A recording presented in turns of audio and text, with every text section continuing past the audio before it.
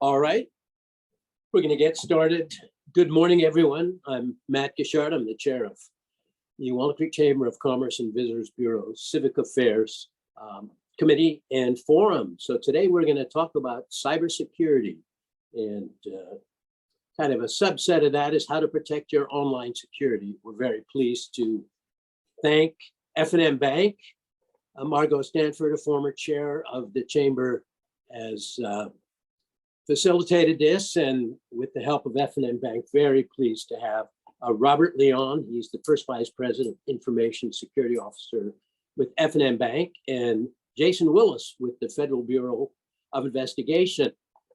I just want to say, as to Civic Affairs, we deal with issues which are regional issues, but which directly impact our members. And obviously, cybersecurity is very much something in the crosshairs of everybody nowadays, and things that are happening. So what I'm going to do is just ask first Robert and then Jason to give us a little bit of your background. So instead of me reading off something, I'm going to let you tell us a little bit about you, and then we'll get into the program. Great, thank you. Really appreciate being here and being invited. Again, my name is Robert Leon. I'm the first vice president, information security officer at F&M Bank. I've been with the bank for about 6 months. And so I oversee the overall information security program there at the bank, whether it be information security, cybersecurity policy, as well as risk management when it comes to some of the technology and information that we're dealing with there. And ultimately, keeping our customer and consumer data safe. Prior to that, I spent about 2 years at the state-based health marketplace, also known as Covered California, as their chief information security officer. Again, making sure and ensuring that the information and data was secure for not only employees, but definitely the 1.5 million customers that we support and supply health benefits for through that agency. And then before that, I was at a Northern California, Northern Nevada regional grocer. You may have heard of them, Raley's, also under the Nob Hill name. They're in the Walnut Creek area. I really grew up there. I started as a grocery clerk and then worked my way through various IT and IT leadership positions there, running their information security and enterprise architecture. So I'm very customer focused when it comes to information security and making sure that customers' data is not only secured, but making sure that controls are in place so that we protect that most valuable asset as a company to ensure, again, the safety and privacy of their data. So that's a little bit about me. And I, again, grew up in Northern California, so I'm very pleased to be here and talking with you all. Well, great, welcome, thanks so much. And Jason, why don't you tell us a little bit about you and your career as an FBI special agent? Hi, good morning, everyone. Again, I am Jason Willis. I am a special agent with the FBI in the Sacramento division. I've been with the FBI since 2021, working primarily on complex financial crimes as well as healthcare fraud investigations. So really working heavily with different financial institutions, and the more that you work on fraud, which unfortunately is kind of in a boom phase for us right now, the more you see that it is cyber enabled, and the cybersecurity side of it is huge for preventing victims from falling prey to our bad actors. So really excited to be here to kind of share the message of what to look out for and how you can protect your own security as well as your own assets. I'm very lucky to work with Robert on in a working group, partnering with Northern California regional banks to combat fraud at these, mid to smaller institutions. And we've had some pretty good success. So I'm excited to be here and kind of share some of the information with you. It's not all classified, so we should be able to talk about a little bit of it. All right. Thank you, Jason. Robert, we're going to switch back to you and ask you to give us the perspective, the bank perspective, and then obviously you have a lot of experience, covered California and back before. So give us the perspective on the issue and how people can protect themselves from these cyber attacks. Sure, thank you. So, again, through my experience, the reality is that cyber criminals, those bad actors, are not very discriminating, right? There is data out there that they want. And as we see the uptick in these cyber attacks happening, they're realizing that they can monetize that data, right? There's ways of making money. They're becoming business and entrepreneurs themselves. And so the attacks are becoming more complex. They're being more specific in nature in some respects, but ultimately the attacks are going up. You've heard of the large data breaches, the Home Depots and the Targets. I've been involved with some of them as well, and some of the smaller enterprises. But then you see some of the even more nationally recognized ones like the Colonial Pipeline. And then you have like third party and supply chain attacks that are happening that really impact everybody. They have very limited control when it comes to things like the SolarWinds breach, which was an IT management solution that many companies, large and small, use to monitor and manage their IT assets within their companies. And Russian actors, bad actors, were able to compromise that software and use that supply channel to then ultimately impact and breach other companies. Then you have things like mail servers being compromised. All of the businesses run on email practically anymore. So they use it as workflow. They use it obviously as information sharing platforms. So we're seeing attacks continue to increase through those supply chain areas as well as email. We're very familiar with phishing, I'm sure, where you get that enticing email for you to click on a link and perhaps input your credentials. Or even download a particular piece of software. So phishing is very lucrative. It's got a great success rate, unfortunately. So we're seeing an uptick in that. I was not as aware of phishing before I got to F&M Bank, and how many times we talked about fraud a little bit with Jason there in his introduction of how pervasive it is. And unfortunately, the statistics are just astounding of how successful phishing emails are. And they vary. So when we talk about education and talking about our people, right, it's really talking to our people about information security. It's really important to understand how those bad actors are being able to basically scam people, and then be able to, what are those next steps? When we look at some of the numbers, approximately 2/3 of all companies with fewer than 1,000 employees have experienced a data breach. And depending on the size, that may go unreported, or if it's a private company, may go unreported. And then when you look at our customers that we serve, whether that be the bank or in the state or any business, on the customer side, if they're being breached or they've fallen for a scam, that oftentimes doesn't go reported. So I bring that up because it's really important to share that people, that human firewall is really the key piece of any information security program, whether you're a large enterprise or a smaller company. Folks, we are in business, right? We want to be profitable. We want to be able to serve our customers. So we have valuable data, and that's the data that the criminals want, and they're being able to monetize that data when we talk about social security numbers, of course, credit card numbers, but even your credentials. We all probably have an iPhone or some sort of smartphone in our pockets right now.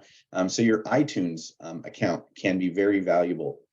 Your credentials are traded on the dark web. If you haven't heard about that, that's that seedy part of the internet that most of us are not aware of or even go to.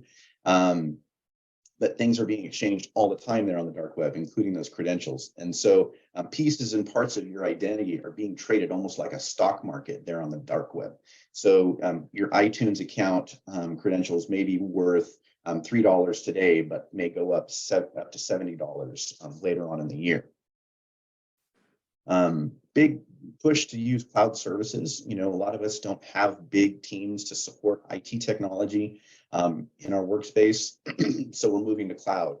And it's a great resource to be moving those workloads to the cloud, but there's also new and emerging security controls that we can take advantage of. And I see, especially with my time here at the bank, working with smaller businesses, they're not leveraging those new security controls that the cloud offers. They think, well, I was doing this one thing this way yesterday. I moved it to the cloud and I can just continue doing it the same way.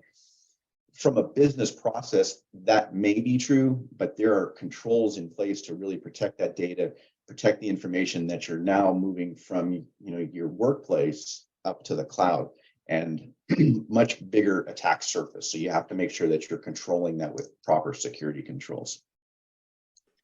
And then oftentimes we see, like, we'll go back to the Home Depot breach. The smaller businesses are really conduits to those larger enterprises. So the cyber criminals are out there with a very key focus on small businesses to leverage them and pivot to the larger enterprises. With Home Depot, it was an HVAC contractor and their network was compromised, and they were then able to make their way into Home Depot. And we know how that turned out. We look at cash opportunities. Cyber criminals are looking to make money. So we're seeing cyber criminals organizing again on the dark web. They're selling their wares. So you can buy things like ransomware as a service, which is that software where, it might come in as a phishing email. You click on it and then it gets loaded, and then your files are encrypted. And then you're expected to pay some sort of extortion to them in order for them to release your data back to you. Right? There's a number of ways they make money. Obviously, they want Bitcoin, and most of the time they're some sort of cryptocurrency. We're seeing a lot of organizations actually paying the ransom, which is not ideal, but we understand because they have that data, and perhaps they don't have other security controls or mitigating controls in their business plan, that they have to pay that rate to get their information back. The unfortunate thing is what we're seeing is a multifaceted attack as well, where not only will they encrypt your data, but then they'll release that data as well. Even though you may have paid the ransom, they're going to release that data and further extort the business and basically ruin the reputation of businesses. And we know that that is just a very expensive part of that we don't want to face as small business owners, as well as enterprises. Our reputation is one of the most valuable aspects of our business. And then we understand a lot of times when I'm talking to smaller customers at the bank that they don't have dedicated teams. They're purchasing services from smaller organizations. And in my small tenure at F&M Bank, I've really worked with our treasury department to have conversations with our business partners and business customers there to understand what are you paying for, and maybe ask your IT managed services vendor to provide these services, or see if these services are available. Simple things like multi-factor authentication is a great way to improve your security posture for your business. Education and security awareness is a very key part of that as well. And really, this all kind of rolls up to making sure you have some sort of strategy when it comes to information security and cybersecurity. We may not have big dedicated teams, but you can still have a strategy. Make it simple and make it applicable to your business, and understand that it's going to be continuous improvement and continuously enhancing the strategy. And I kind of fall back on a small phrase of resiliency through preparedness. We talked about the training. We talked about being aware. So making sure that you're educating your employees, educating your staff, understanding lots of people have, many roles in some of the smaller enterprises. So making sure that they know what they can be doing, what they should be looking for when it comes to fighting off these threats and these attacks. And I can't stress it enough. Joining some sort of committee or peer group organization. In the bank, we have FSISAC, which is a great group where you can share ideas, understand what some of the threat landscape is out there, what attacks that they're seeing. InfraGard is another one. It's a partnership between the FBI and the private sector. And it's a great way to share information, understand what's happening out there, what are the trends, and it's business focused, which is a good thing. It's not technical in nature. So I get to see a lot of my peers in the various parts of the business attending and getting those resources as well. So that's another big plus from that. Kind of sums it up for me. Well, we got a lot of questions for you, so I'm going to switch over to Jason then and give a law enforcement perspective, and it's particularly the FBI, national organization, and give us your perspective. So yeah, thanks again for having me on. So, when we're talking about, cyber attacks, we tend to have a multifaceted kind of approach to it, right? So when we investigate or come to know of a cyber attack, if there's an actual cyber intrusion, our cyber squad, our cyber teams will take on those investigations to look at the actual physical intrusion itself and trace it back to our bad actors. Now, on my side of it, we work primarily on the fraud that's been conducted, often as a result of a cyber, possibly of a cyber intrusion. But what I've seen and what we, by and large, are seeing is that the main focus point, the main weak point that our bad actors, that our cyber criminals are targeting is the users, right? The people is the biggest weak spot, right? There's the most variability there. So our humans, our users, are being convinced to subvert their own cybersecurity by passing off their own credentials, or downloading things onto their own systems that allow these bad actors to get access to their systems and to their assets. So we investigate quite a few different fraud schemes that we see on a regular basis, with focus on the business side. One of the biggest schemes that we see is called a business email compromise, right? This has one of the more intense cyber intrusion portions to it. It is how it sounds. Somebody's business email account will be compromised by our bad actor. That bad actor sits in there and takes a look at the communications that are happening between the business and hopefully their vendors, right? And the idea is to inject themselves into the process of paying invoices to vendors or what have you. And what they will do is, at some point, they will pose as the vendor, if you will, and say, well, we have a new change to our banking account, and we need you to wire the money to this account now. And that you think that that's coming from your vendor, when in fact that is your bad guy who is now rerouting your funds over to them, right?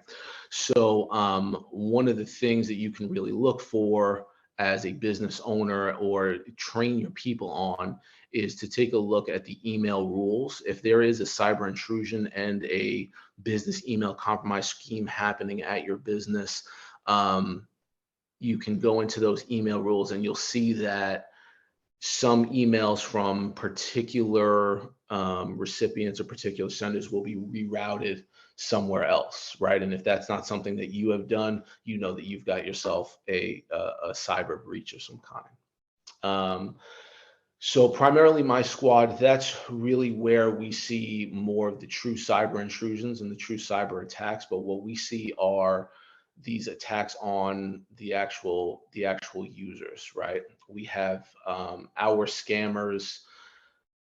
They like to roll through a lot of different types of versions of frauds, but what we see are some basic tropes that you can educate your people on, because even if these scams happen to them in their personal lives, it can still affect you all in your businesses, especially if they have access to business accounts, right? So our scammers really like to push a sense of urgency, right? That's a big red flag. Something needs to happen right now. You need to wire this money right now. There's some kind of emergent situation, whether somebody that they know online or somebody that you know online now has an emergency and they need your help, right? There's also this common thread, which sounds obvious right now, but when coupled with the urgency that these people create, and they are very good at it, and quite a few, many of them are full-time scammers, right? So they're very, very well versed in how to execute these. The general idea is somebody you've never met in person, somebody who you haven't truly been able to verify their identity is now asking you for funds of some kind, right? So something to really train your people on, and again, I'm really focusing on the people because that's where we really see the cracks in the system, is, you should be able to independently verify that the person you're sending this money to is the actual person. Outside of them, you should be able to call their company.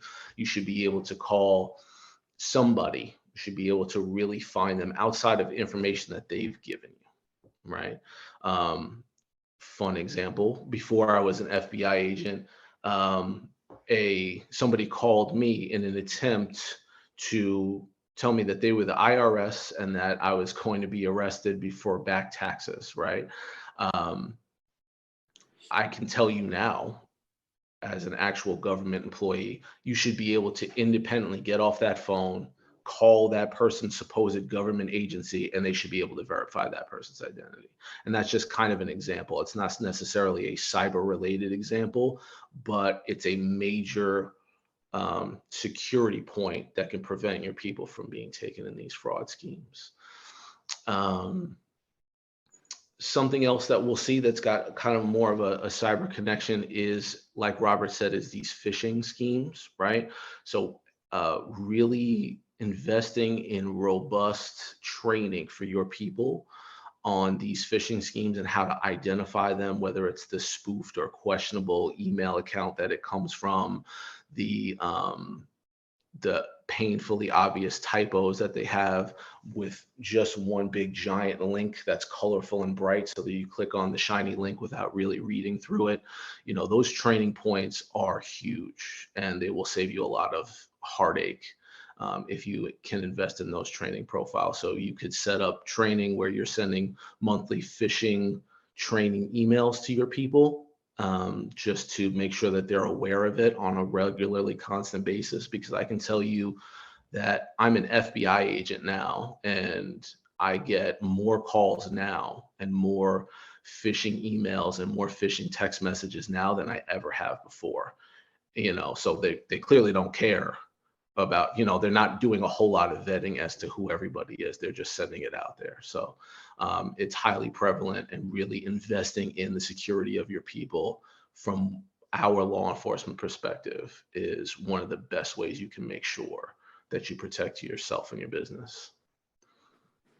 A big issue that I think most people think is that this is all coming from Iran or Russia or China or something. And give us the perspective of, really, there are lots of people here in the States that this is their full-time job.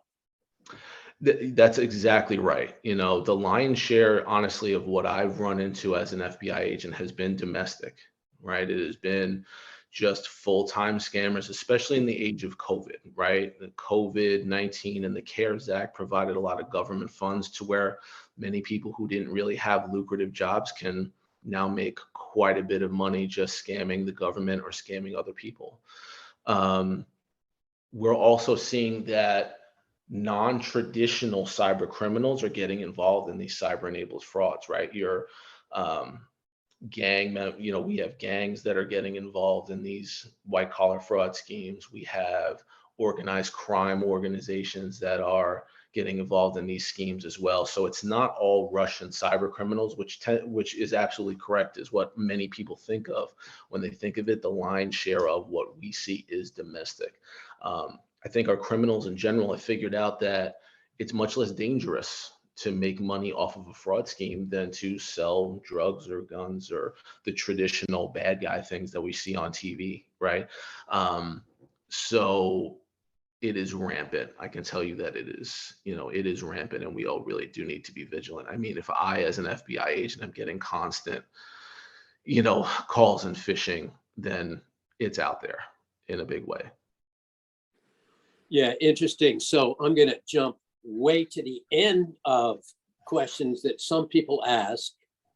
We do want to talk about all the things that people could do, how they can perhaps recognize, how they can help themselves, how they shouldn't write their passwords on the back of their hands, and a few others. But let's just, with that concept that so much of it is domestic, the clawback of funds, because I hear so often that funds have been wired. And but if it's domestic, how successful are you, say, in the FBI in actually clawing back funds that somebody has mistakenly, inadvertently, whatever, had their bank send off to somebody, and now all of a sudden, they're a bad actor. We know they're a bad actor, and this is bogus. So we do have some success there. We do have a domestic recovery asset team at the FBI. If you were to send over a wire and you come to find that it's suspicious, I will tell you it's very time sensitive. Okay, which is something to really push out to people. If you sent out this wire, you, number one, want to call your bank, and you want to notify them so that they can take whatever action they can to possibly cut off that connection, or if there's any possibility of them pulling it back. In addition to that, you're going to want to submit a complaint on ic3.gov. It's the FBI's Internet Crime Complaint Center, ic3.gov. You submit a complaint. There is a regular online form for you to fill out, and then you can have your bank or you yourself can call your local FBI office and submit that report. Let them know that you submitted that IC3 complaint online. You want to get in there within 72 hours. You want to get that process started. We have submitted the recovery asset process after the fact. It's just significantly less successful. And the reason for that is your bad guy knows that there's a direct link between victim account and their account.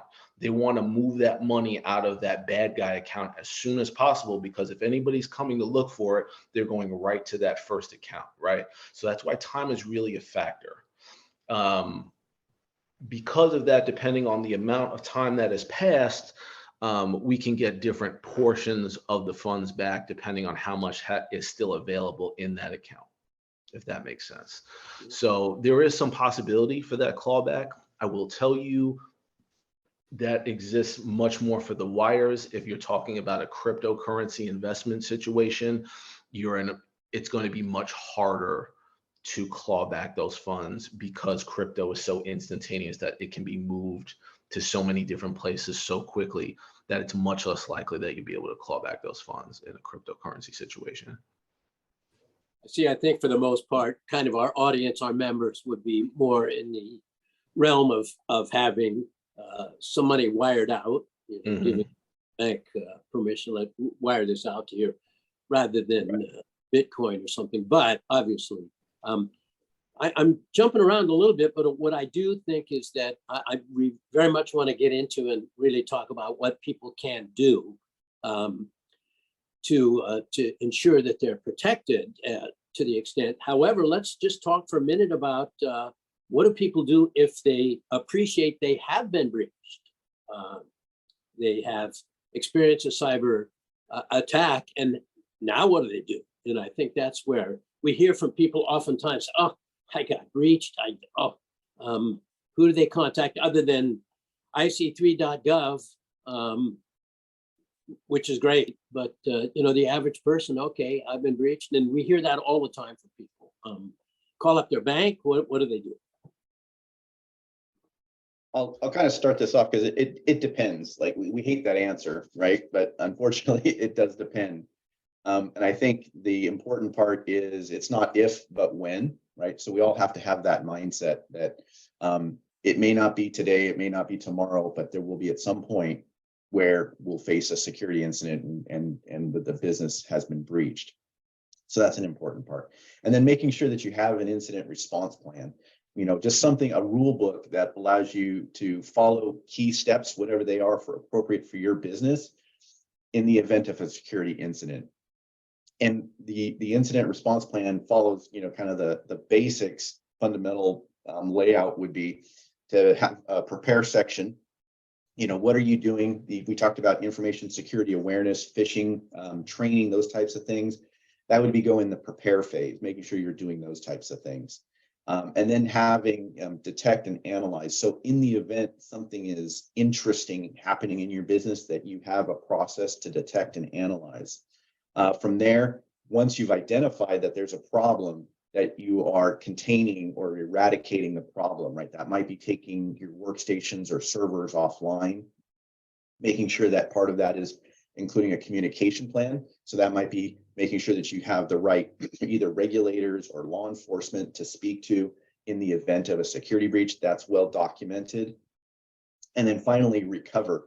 And this is when I'm talking to customers recently, this is where really the fault or the bad situation gets worse, is that there's no recovery plan, and that they don't have backups. They don't have, last week's, financial systems backup, or even their server that has all of their documents and plans that hasn't been backed up in the last 30 days. And so you really have to understand how much data and information are you willing to lose over a given period of time to get your systems back to that point.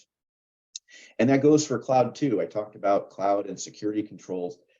Just because you've moved your data to Microsoft 365 or Google Apps or something like that, that doesn't mean that they're backing up your data to meet your business objectives. So make sure that as part of that incident response plan, you're looking at what your vendors can do for you in the event of a security incident.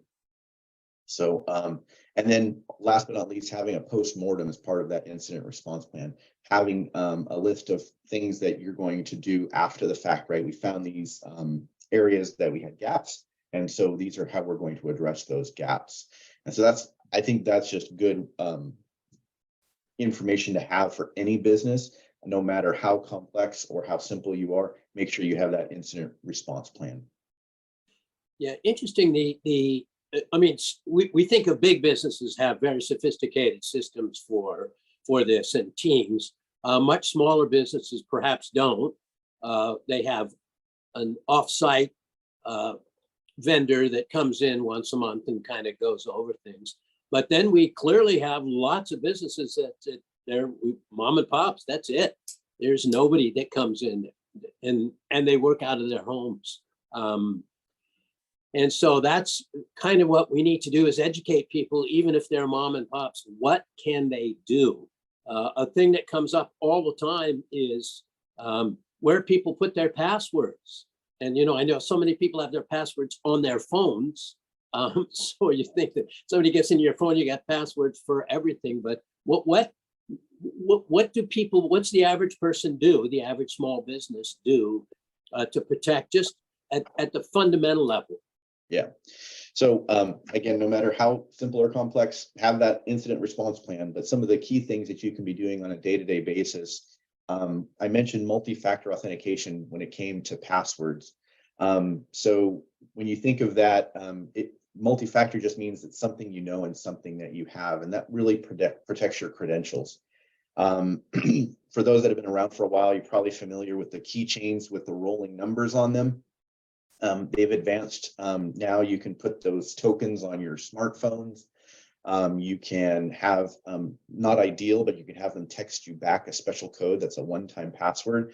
Again, increasing those factors means it's more difficult for the bad actor to get in and access your account and fall victim to like one of those business account compromises or anything like that, having your credentials stolen.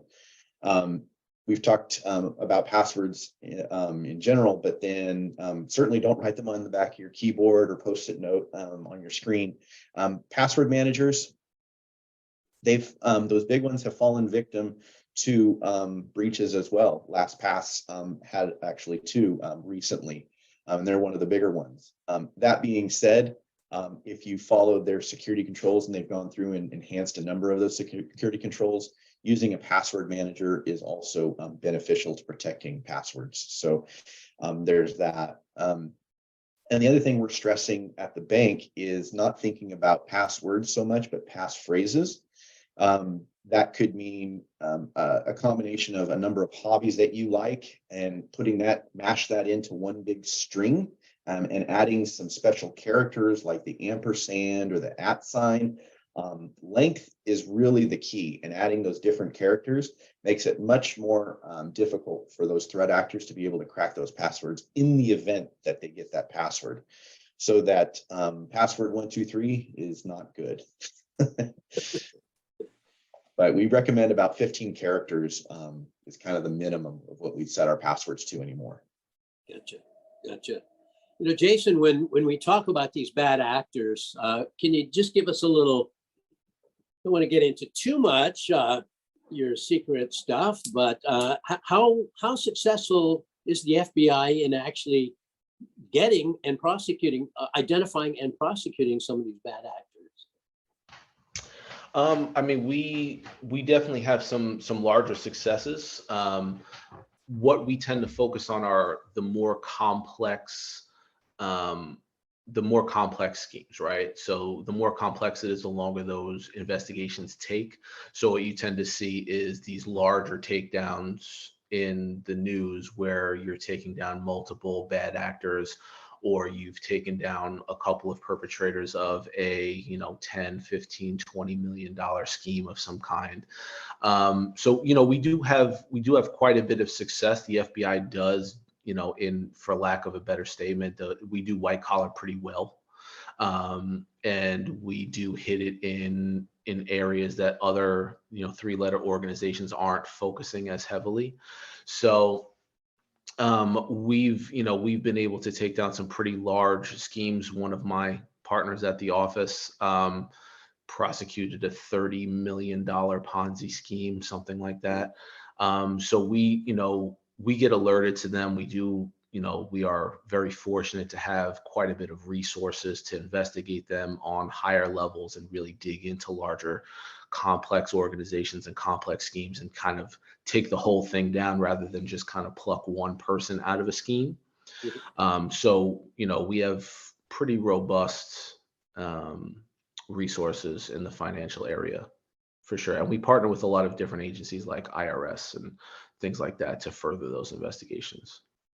Yeah, I wanted to jump into a little bit of successes since this is such a frightening cybersecurity. It's going, oh my gosh. So good. I'm glad to hear that. I'm glad. Yeah, we get them. We Yeah. go after them. Something to consider as well. We do investigate these white collar crimes pretty intensely, but your local departments also do as well. So there's a possibility that if the amount of loss isn't up to a certain level, it might not meet federal standards, or it might not be something that a particular FBI office can investigate and prosecute. But you can still go to your local detectives, and they do look at these financial investigations as well, and we do assist them with them when we can. So I would still look for some kind of enforcement if it can't come from us, from somebody. Yeah, I understand. Walnut Creek Police, I know they're I think Northern California is something computer task force or something. So yeah, sophisticated, even at the local level, they're going out and looking at this. So it is comprehensive. Let's go back and just a little bit of the difference between cybersecurity and information security, because people are a little confused about those concepts. Sure. So, for that, oftentimes you'll see them interchanged. And the reality is information security is much broader. It's really about the protections, the policies of information, the data, and also the privacy of that data that we have within our businesses.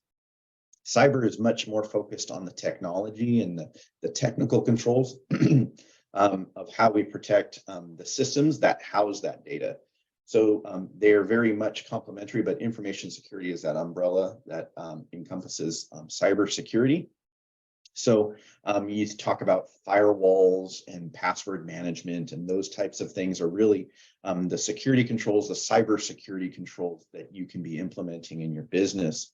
But information security is the policies and the frameworks that you're going to follow to help mitigate any risks of loss of data. And both in cybersecurity and information security, we follow the CIA triad, which is a triangle, which is maintaining the confidentiality, the integrity, and the availability of that data. And so both information security and cybersecurity are really driving towards that same goal of meeting those objectives of that CIA triad. So hopefully that makes it a little bit more clear. Kind of thinking cybersecurity is more on the technical side. You might think of like the hoodies and the script kiddies typing away code to break into your systems, and then information security is how we're really protecting that most critical asset we have in information in our business. Yeah, that's important. I think that, you know, people do mix them up. I certainly do when you think of the concept of this information and what to believe, because we're bombarded with so much. I always say I wake up in the morning and spend the first hour going through emails and all these things, and most of which is not related to business or anything like that. But you know, you get to the point what to believe, and we're not talking about the press. We're talking about these. Wow, this is this. You know, and even as a lawyer, people want to. I want to hire you for this particular job, and here's who I am, and here's my credentials. And we find oftentimes that that's not even true. No, not real people, and I guess phishing is what they're doing. But so I think people are really stuck, kind of figuring out, wait a minute, and is this the start of a cyber attack, or is this just trying to gather information? Don't know. So really get down and dirty with it. What are the, you know, for a small business, what are the, let's say, what are the first 5 things that you say, well, this is what you should be doing if you examine somebody's system, or when you're investigating from the FBI standpoint and say, whoa, these are things you, I suppose, instead of saying you should have done, here are things that you can do in the future now to protect yourself, because these are, this is at the basic foundation of things that should absolutely be done for every business, for every person. Well, a lot of it would echo what Robert's kind of talked about already, with regards to, you know, policies and controls to manage your information, right? I'm going to stick with the training piece of it, really making sure that your people understand. I don't have the technical skills, Robert, so I'm going to stick with training, and I'm going to let you talk about the actual technical information there. But yeah, really making sure that your people understand. I mean, just like you said, and it's absolutely true, phishing is huge. It's the #1 easiest way to begin, you know, information gathering or a cyber attack, is to get you to, you know, to give them access through these simple phishing emails, right? So phishing emails, text message training, all of those things, I would hammer on that with your people, because our bad actors are spreading wide nets, right? And if you really look at these messages that they're sending out, it's much more of a volume game than anything else. They just want to send it out to as many people as possible. And even if only 5% of 1 million people who got the message actually click the link, then it's highly successful, right? So that's kind of the program. So it can come to anybody. It can come to a business account. A lot of the times I think they're just jamming away at random email accounts and just sending it off to see what comes back. So I would invest heavily into that. And I know we at the FBI have done that. I get the phishing email campaign things a lot. So I would go with that first, the training piece. Mm-hmm. And Robert, so that's, you know, when we think of so many things, you know, some of the questions are, so what can an organization begin to do to tackle the numerous cybersecurity challenges? And I think both of you have kind of answered in kind of broad terms. I'm gonna move back a little and say, just Walnut Creek has a retirement community called Rossmoor.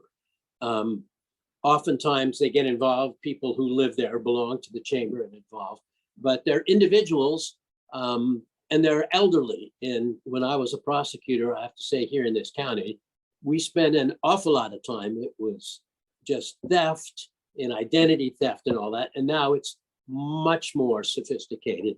And that community seems to be just a target, as Jason is talking about, just a target for this kind of thing. And people not as sophisticated because they didn't grow up with computers. And I often kind of laugh, and my mom called me, God rest her soul. It was some time ago calling me up to say, Matthew, I won $1 million. And I go, well, oh, you did, Mom? Well, tell me about it. So something came in the mail. Well, she didn't win $1 million, but nowadays we're seeing this just across not just businesses, but across the entire population, particularly the elderly.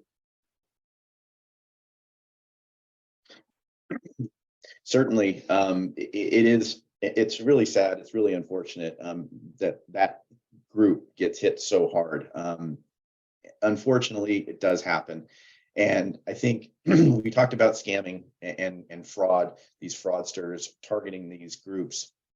And at the end of the day, the same principles that may have applied, 40 years ago of how you would fight this is the same thing that you want to be doing now, but just at more of an accelerated pace, I would say.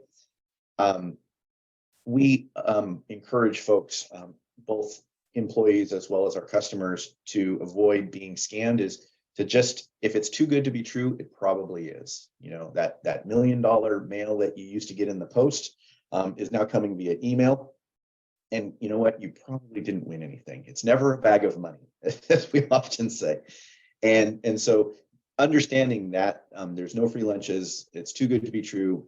They're just trying to lure you in to some sort of scam, and then take pause, reread it a second time and reach out. And, even as a customer or on your personal email accounts, reach out and ask somebody else, or look online to see if there's other posts about a certain company or a certain type of scam that might be happening.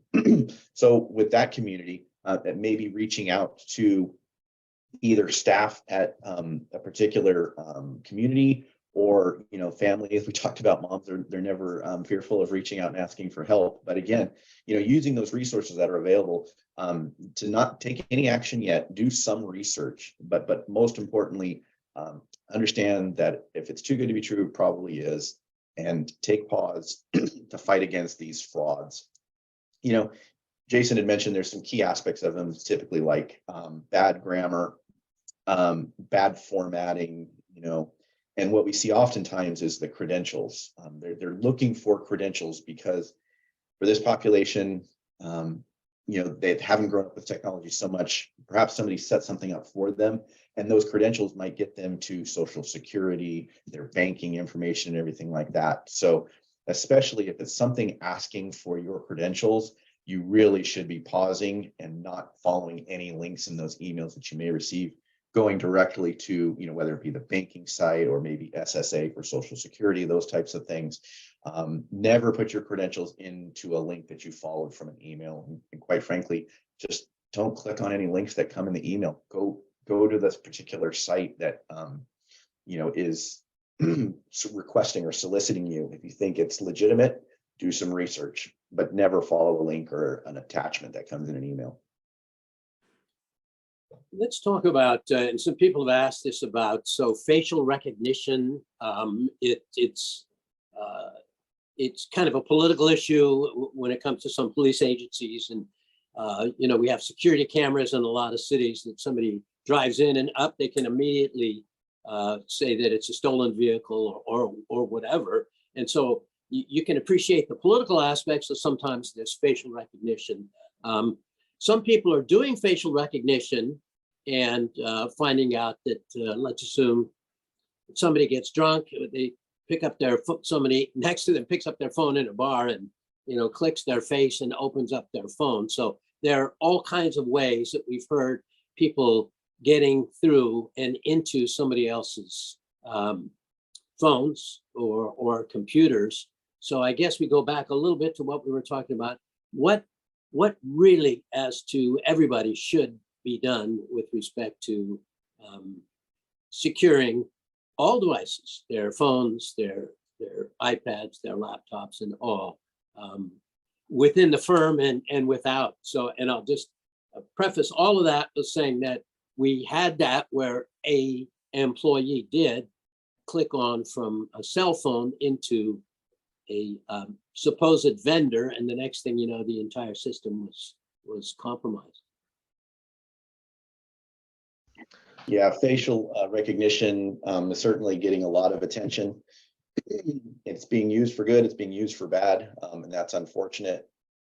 I think, you know, as small businesses, oftentimes too, is using visual analytics to help promote business or, you know, increase traffic or understanding consumer behaviors is another benefit of facial recognition and those visual analytics that we're doing, especially with AI and machine learning. But I think, you know, to thwart that type of activity from happening, the bad actors using facial recognition, right? We shouldn't depend on that. Should be multiple factors. Again, it's good, but again, it can be exploited, like we've seen so many times in the news. We've talked about managing our identities and access management, including passwords. The unfortunate thing that I see when I'm talking to customers too, you know, in small business, is that so many times that the threat actors that are able to compromise a system is that the vulnerabilities on those systems have lasted for a number of years. They've been known. And so things that folks should be doing for their businesses is making sure that their systems are up to date.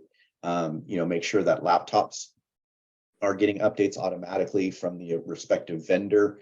If you're using cloud, making sure that you're using the latest security controls that are there available to you will definitely help to reduce the risks of being compromised.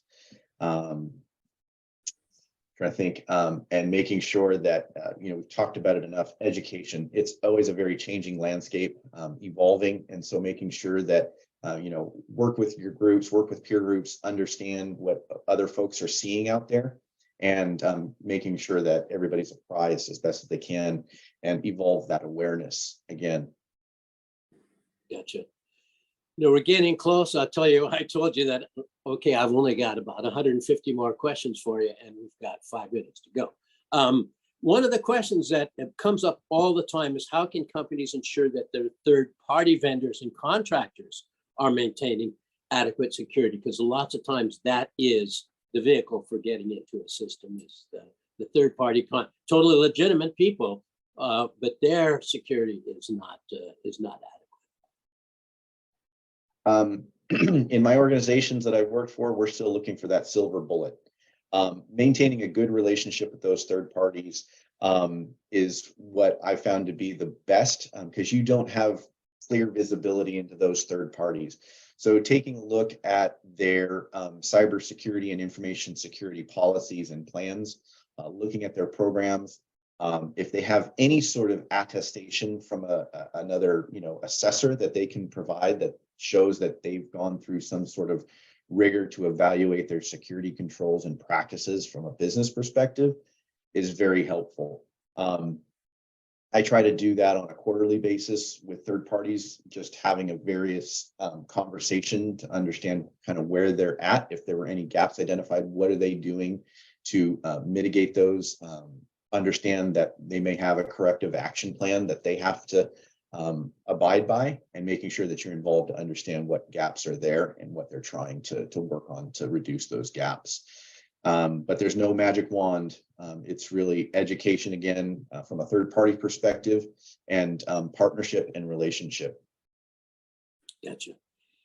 So Jason, can you just quickly tell us what are the key challenges facing law enforcement when it comes to investigating these, and how can those challenges be addressed? I know that's a big question. Well, a big one is time. You know, especially with many of these frauds, there's a certain level of embarrassment to being defrauded, right? So a lot of people will sit on this information because they're embarrassed. They don't want to tell anybody about it. And that the longer that goes on, the more stale that information becomes, the harder it is to follow up on those financial leads. Now, it's very common for us to go back and look at a historical information during our investigations, but you're better off getting to it right away. So time is a big one. Along with what I just said, is just not getting reports at all, especially from our elder population. There's a certain level of fear beyond just the embarrassment, right? Many of our elder population might feel like, well, if I tell my son about this, maybe, they'll want to take away my bank account access or something like that, right? Because they're starting to look at them as someone who can't manage their own affairs, right? So really trying to remove the stigma as much as possible is big, just to get the information, because whatever numbers we have on our different fraud schemes are not indicative of what's really out there. It's one of those things where much of it is just not reported. A lot of people will take those smaller frauds, they'll just take it, deal with it, and not tell anybody about it because it's not worth it for them to put it out there, right? In addition to that, I mean, the quality of record keeping, especially when we deal with businesses. If you have really good record keeping controls where we can look at where the money's flowing, if you have controls over where you're actually monitoring what your people are doing with regards to their accounts. I know I've come across cases where there's clearly a violation here, but it's very hard to be seen because they gave somebody so much unilateral control to move money around that person did a wonderful job as a criminal of obfuscating where the money came from. And that's a major challenge, right? So I don't necessarily want to say micromanage your people, but you want to have some kind of control so that you know who's moving your money around. Because when we see these bigger schemes like embezzlement schemes, Ponzi schemes, much of it is somebody has an enormous amount of control over funds that are relatively unchecked by a third party or by their investors or whoever. So that's kind of a red flag as well for yourself, is, how much visibility, as Robert said, do I have into what's actually going on with these funds and these transactions, things like that. Yeah, those are probably the biggest ones. Yeah. Well, I want to thank both of you very much. We just scratched the surface, but good. I think a good discussion. I'm very pleased. I'm going to turn it over to our CEO, Bob Lynchide. And thank you very much.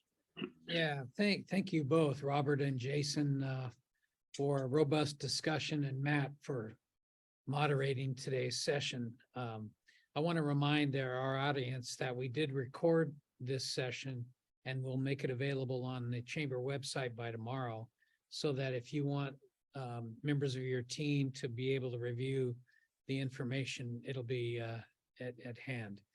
A couple of announcements. Our 40th annual Art and Wine Festival, first weekend in June. We're real excited about this year. COVID has really restricted us in the past couple of years of really having a robust event. It will be outstanding at Heather Farm. It's on our chamber website. Plenty of volunteer opportunities for you. Our next Civic Affairs will be in August 8th. We'll take some time between holidays and our big June event to decide on what topic we'll take on. But I'm certain we may even want to take two on this item, which obviously is very robust. And the last item on engagement, the Chamber Monthly has an orientation where we get between 30 and 40 people every single month learning more about our community, our chamber, and how they can become involved and engaged. So that's on our website, May 24th, a Wednesday at 4:00 in the chamber office. Please register on the website. There you have it. That's our session for today. And again, thanks for everybody coming. We really appreciate it.